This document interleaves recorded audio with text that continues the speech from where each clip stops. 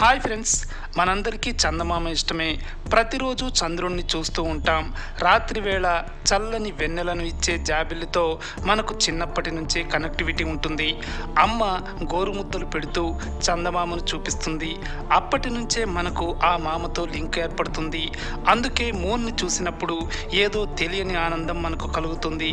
అయితే అలాంటి చందమామ పగిలిపోతే, ముక్కలైపోతే ఎంతో ఆందోళన కలిగించే విషయం ఇది. కానీ ఈ bad news America space agency NASA నుంచి వచ్చింది. ఒక మీడియం సైజు గ్రహశకలం చందమామను ఢీకొట్టబోతోంది. అది ఢీకొట్టే అవకాశాలు ఇదివరకటి కంటే ఇప్పుడు పెరిగాయి. సరికొత్త టెక్నాలజీతో వేసిన అంచనాలతో నాసా ఈ ప్రకటన చేసింది. నాసా దగ్గర ఇది వరకు లేని జేమ్స్ వెబ్ స్పేస్ టెలిస్కోప్ ఇప్పుడు ఉంది. ఇది చాలా పెద్ద టెలిస్కోప్. అత్యంత ఖచ్చితమైన హై రిజల్యూషన్ ఫోటోలను తీయగల టెలిస్కోప్ ఇది.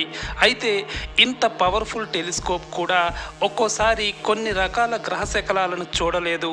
అవి చాలా దూరంలో ఉండటం లేదా దూరంగా వెళ్ళిపోతూ ఉండటం ఇందుకు కారణం కావచ్చు.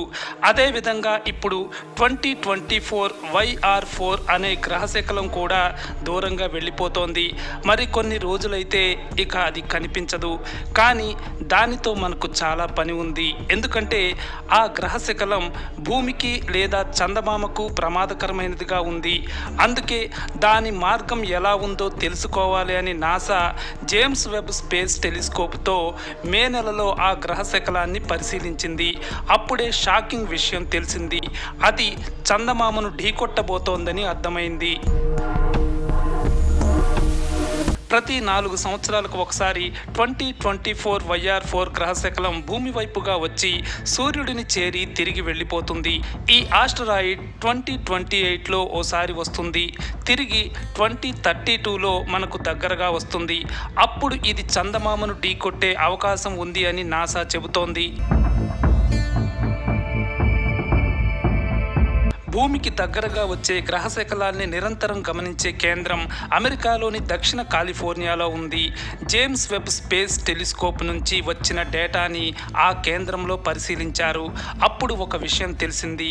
ఆ గ్రహశకలం మార్గంలో చిన్న మార్పు వచ్చింది. ఈ కారణంగా అది చందమామను ఢీకొట్టే ప్రమాదం ఇదివరకటి కంటే కొంత పెరిగింది. ఇది వరకు అది ఢీకొట్టే అవకాశం 3.8% ఉంటే ఇప్పుడు అది 4.3%కి పెరిగింది. 2032 డిసెంబర్ 22న ఈ గ్రహశకలం చందమామకు దగ్గరగా వస్తుంది. ఆ రోజు అది ఢీకొట్టే ప్రమాదం ఉంది అని నాసా తెలిపింది. ఢీకొట్టిన చందమామ కక్షలో ఎలాంటి మార్పు రాదు అని నాసా అంచనా వేసింది. అయితే ఢీకొడితే ఎలాంటి నష్టం జరగవచ్చు అనేది ఇంకా స్పష్టంగా తేలలేదు.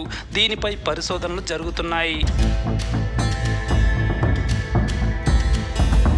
నిజానికి ఈ గ్రహశకలం 2032లో భూమిని ఢీకొడుతుంది అని మొదట అంచనా వేశారు.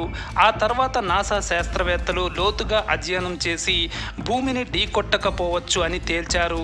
భూమి పక్క నుంచి వెళ్ళిపోయే ఛాన్స్ ఉంది అని చెప్పారు. అందువల్ల భూమికి ఏ సమస్య లేదులే అని మనం ఊపిరి పీల్చుకునే లోపు చందమామకు ఎఫెక్ట్ ఉంటుందని చెప్పడంతో మళ్ళీ టెన్షన్ మొదలైంది.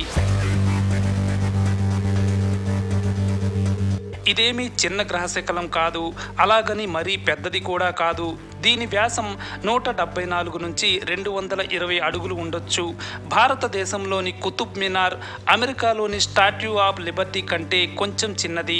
దీని వేగం గంటకు 62,280 కిలోమీటర్లు, అంటే సెకండ్కి 17 కిలోమీటర్లకు పైగా వేగంతో వెళ్తోంది.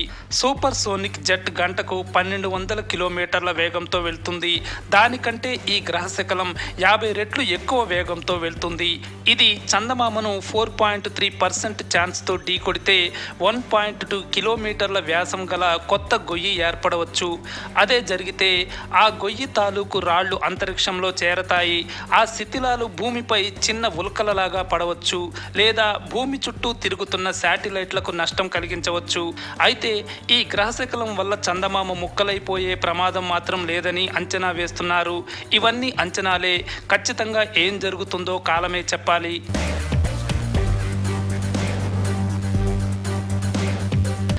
భూమిపై చందమామ ప్రభావం చాలా ఎక్కువగా ఉంటుంది.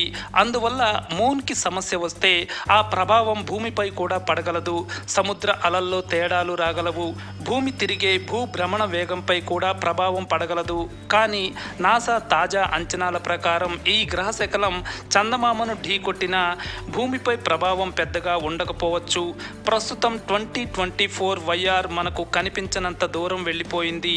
అది మళ్ళీ 2028లో మనకు దగ్గరగా వస్తుంది. కాబట్టి అప్పుడు దాన్ని మరింత ఎక్కువగా పరిశీలిస్తారు. అందువల్ల అది చందమామను ఖచ్చితంగా ఢీకొడుతుందా అనే విషయంపై 2028లో మరింత స్పష్టత రావచ్చు. ఒకవేళ ఢీకొట్టే ప్రమాదం ఉంటే అప్పుడు నాసా ఆ గ్రహశకలాన్ని దారి మళ్లించేందుకు ప్రయత్నించవచ్చు లేదా ఇతర పరిష్కార మార్గాలను అన్వేషించవచ్చు. అప్పుడు వరకు ఈ సస్పెన్స్ అలాగే ఉంటుందనుకోవాలి. దీనిపై మీ అభిప్రాయం ఏంటి? ఆ గ్రహశకలం చందమామను ఢీకొడుతుంది అని భావిస్తున్నారా? కామెంట్స్లో చెప్పండి. నెక్స్ట్ మరో టాపిక్తో వస్తాను. Take care. బాయ్.